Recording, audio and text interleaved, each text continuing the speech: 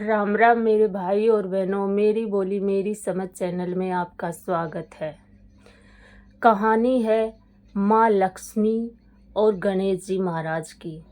ज़रा पूरी सुनना और उसी प्रकार से आप भी ऐसे ही पालन करते रहोगे तो माँ लक्ष्मी की जिस घर में मेहर हो जाती है और गणपति बाबा की जिस घर में मेहर हो जाती है उस घर में तो सुख ही सुख और शांति ही शांति रहती है।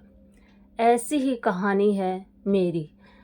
एक गांव में एक गरीब ब्राह्मण और ब्राह्मणी रहते हैं।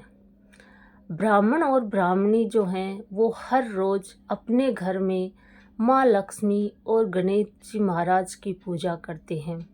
उनको नहलाते धुलाते हैं, साफ सफाई करते हैं और उनको सुबह शाम भोग लगाते हैं।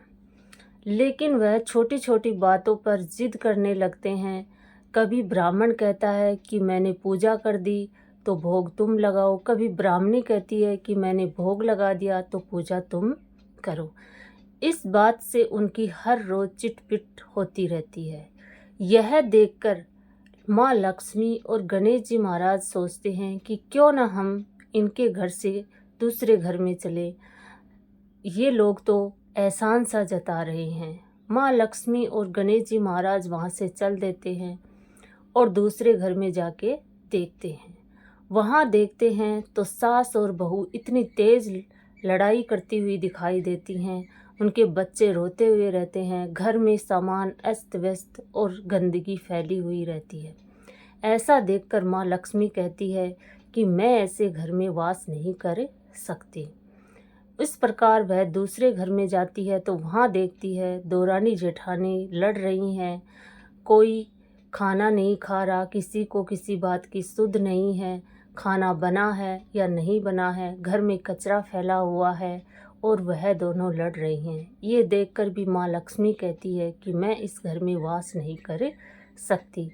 इस प्रकार से वह तीसरे घर में जाती है तो वहाँ पे भी देखती है कि भाभी और ननद जो है वो लड़ रही हैं किसी बात के लिए और बच्चे रो रहे हैं। वह उस घर को भी छोड़ देती है और अगले घर में जाती है तो कहीं भाई भाई लड़ रहे हैं, कहीं भाई बहन लड़ रहे हैं। इस प्रकार से अनेक घर देख के आती है और थक हार जाते हैं गणेश जी और माँ लक्ष्मी। उसके बाद वह सोचते हैं कि किसी के घर में भी सुख शांति नहीं है। जिस घर में लड़ाई झगड़े हों, गंदगी हो, वहाँ पर माँ लक्ष्मी और गणेश जी महाराज विराजमान नहीं हो सकते। इसलिए हमारे लिए तो वो ब्राह्मण का घर ही सही है, जहाँ पर हमें सुबह शाम भोग भी लगाया जाता है, साफ सफाई भी होती है और थोड़ी सी नोक झोंक ही करते हैं। वह फिर उन्हीं के घर में लौटने के लिए चले जाते हैं। बाहर घर के बाहर जाते हैं, देखते हैं दरवाज़ा बंद है और अंदर से पकवानों की खुशबू आ रही है।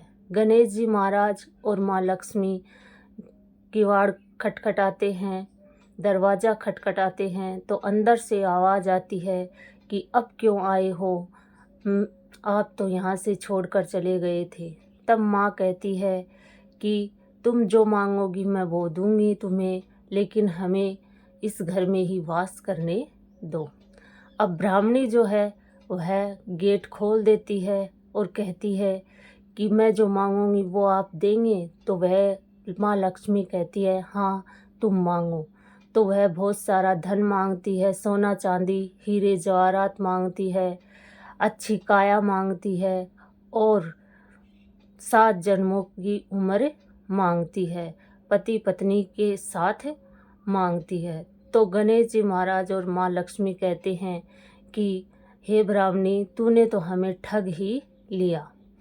तब वह कहती है कि आपने वचन दिया था कि आप मुझे दोगे। तो माँ लक्ष्मी कहती है मैंने वचन दिया था इसलिए मैं तुम्हें सब कुछ दूंगी, लेकिन तुझे एक काम करना पड़ेगा। वह कहती है क्या करना पड़ेगा? बोली तुम अपने इस घर के आंगन को गोबर से लीप कर और शाम को घर के आंगन में एक चौमुखा दीपक जलाकर छोड़ देना और उसको पूरी रात जलते हुए रखना, ये काम तुम करना, तो ब्राह्मणी वैसा ही काम करती है। ऐसा काम करने पर देखती है कि उसके गोबर का जो घर होता है वह सोने का हो जाता है और हीरे जवाहरात आ जाते हैं। उनकी काया जो होती है वो कंचन से हो जाती है और दोनों सुख शांति से रहने लगते हैं। हे माँ लक्ष्मी, जैसा आपने ब्राह्मण और ब्राह्मणी को दिया वैसा सभी को देना, हुकार भरते को भी देना। माँ लक्ष्मी उन्हीं के घर में वास करती है जिसके घर में सुख शांति होती है और साफ सफाई होती है। उन्हीं के घर में माँ लक्ष्मी और गणेश जी महाराज वास करते हैं। कहानी पसंद आए तो लाइक और सब्सक्राइब ज़रूर करना। ऐसी ही आपको और कहानियाँ मिलती रहेंगी।